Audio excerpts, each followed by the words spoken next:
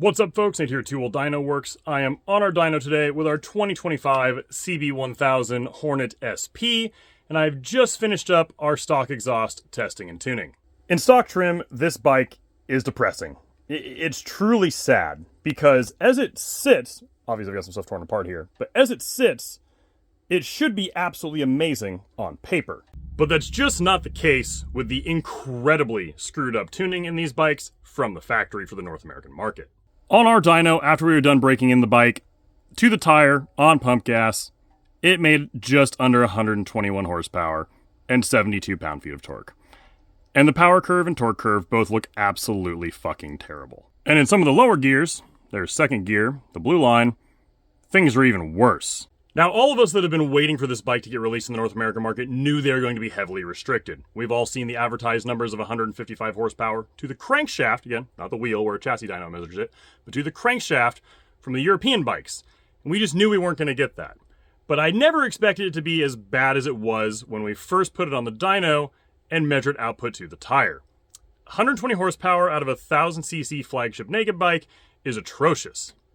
Thankfully, we've been able to fix all of that with our custom ECU mapping here at Tool Dyno Works.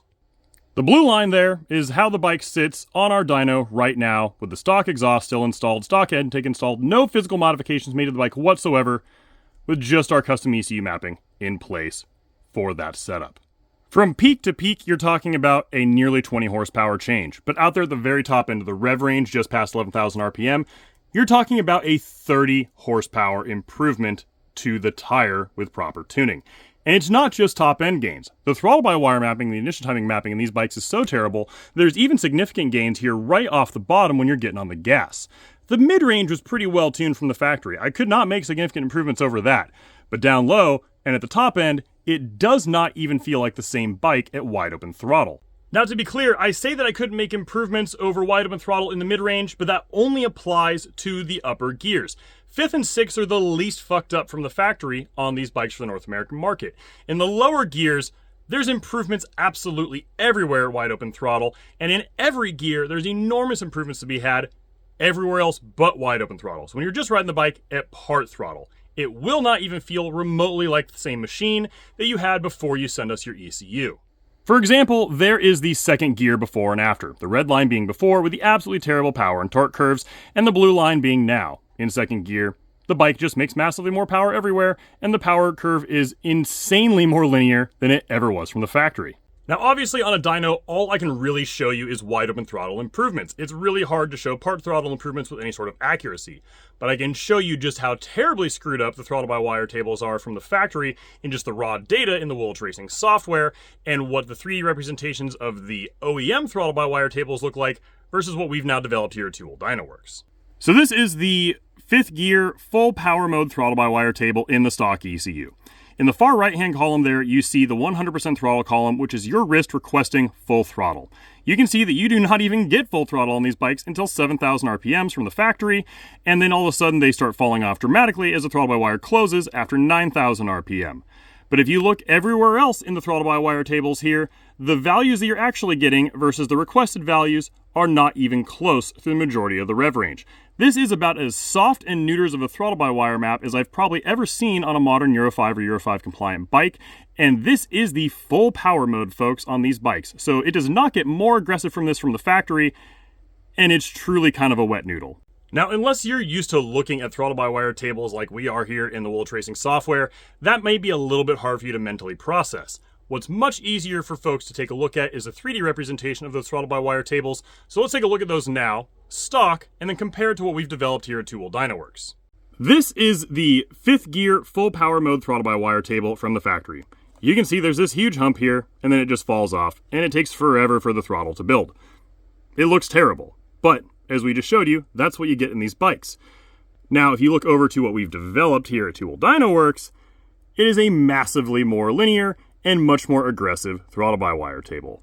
This is how just about every modern 1000 throttle-by-wire table should be built to provide you the most power while not completely blowing the tire off when you try to exit a corner. You still need a little bit of a progressive ramp here, but then very quickly, it should be much more linear.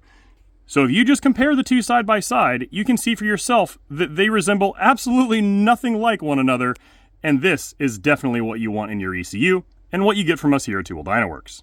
And now, as I said, the 5th and 6th gear maps are actually the least restricted ones out there. If you look at some of the lower gears, like 2nd gear, you can see the ramp is even more screwed up, which is why the graph looks even more terrible than it does in the 5th gear mapping. But again, that's completely resolved with our custom mapping here at Two Wheel Dyno Works. You get the nice same progressive throttle-by-wire mapping with the initial progressive throttle and the nice linear ramp all the way to the rev limiter in every single gear. Now, the throttle-by-wire mapping is not the only place that this bike is really screwed up from the factory. The ignition timing maps are equally terrible. However, it's not very easy for me to show you the ignition timing maps stock versus how we've improved them here at Two Wheel Dyno Works without giving ever tuners that are going to want to offer tuning for these bikes a serious head start. We spent a lot of time developing ignition timing curves here at the shop, and I'm just not interested in giving our competitors a leg up for their own endeavors when tuning these bikes, so that's not something I can really show you in any sort of 3D representation or graph. Just know that the stock timing tables on pretty much every modern Euro 5 or Euro 5 Plus compliant bike are not great, and this is no exception, and I've completely smoothed those out, especially the top end curves here with our custom mapping at Two Wheel Dyno Works. Now, I will give credit where credit is due. The throttle-by-wire tables were terrible on the bike, the ignition timing tables were terrible on the bike, but for the stock exhaust and intake being on there, the stock fuel mapping was not atrocious. It's still on the lean side at light throttle for standard Euro 5 and 5 Plus emissions compliance, but at wide open throttle, it was not stupidly rich or stupidly lean, which is what we see from most other manufacturers. It was actually pretty darn close at wide open throttle to where we want it, so we did not have to reinvent the wheel with the fuel mapping with the OEM exhaust still installed. Now, obviously, that is going to be completely irrelevant when we go ahead and install slip-on and full system exhausts on these bikes and start playing around with the intake, because the fuel mapping demands are going to dramatically change. So we will be building our custom fuel mapping for those individual setups. So a slip-on with an air filter, a full exhaust with an air filter, one header design versus another, etc., etc. Because that's just what we do here at Two Wheel Dyno Works. But I will at least say, Honda didn't do a terrible job of building the fuel mapping for these bikes. They just kind of sucked everywhere else. Now, in the advanced settings tabs in the wheel tracing software, there's all sorts of other parameters that we will be modifying, but the only one I've decided to go ahead and modify at the moment is the top speed limiter. It is out there, but it's hard to hit in the stock gearing on these bikes. I've disabled it anyway, and I've gone ahead and adjusted the cooling fan parameters. From the factory, this doesn't come on until 103 Celsius, which is pretty freaking hot. So we've labeled that down to 95, and the fans will turn off now at 90 Celsius. So it'll keep the thing running much cooler. So I cannot stress enough just how disappointed I was in this bike from the factory. But I knew from day one that it was going to be corked up due to emissions compliance and that we could fix that here at Two Wheel Dyno Works. Now that we've got it properly tuned and dialed in for the stock exhaust system and intake system still being on the bike, it is a completely transformed machine to ride. It feels nothing like it did from the factory. It is so much more fun than it ever was.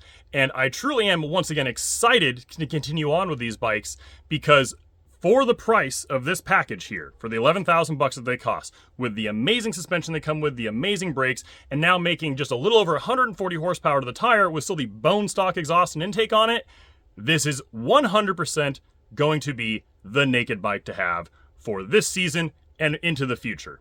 That is an incredibly priced bike with an incredible amount of power once you get the tuning properly sorted out. Now, if you've bought one of these bikes, I would personally be more than happy to tune it for you here in the North American market. So, if you're looking to get our custom ECU mapping in your new CB1000 Hornet SP, just go over to twowheeldynoworks.com, purchase our mail-in ECU flashing service for $349.99, follow the instructions on the site to send us your ECU, and I will get it flashed and shipped back to you the very same day we receive it. And as I mentioned previously, we're obviously not stopping here. I have different air filters in stock already for the bike. I have slip-ons in stock for the bike. I even have some full systems now on order for this bike that just came out and were released to the public.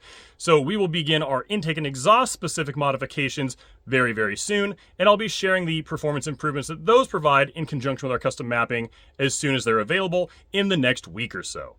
In the meantime, if you have any questions about tuning for these bikes or setup or whatever it is, feel free to email us at support@twowheeldynoworks.com. I personally answer any and all tech support questions every single day that we are open here at the shop, and we are truly always happy to help.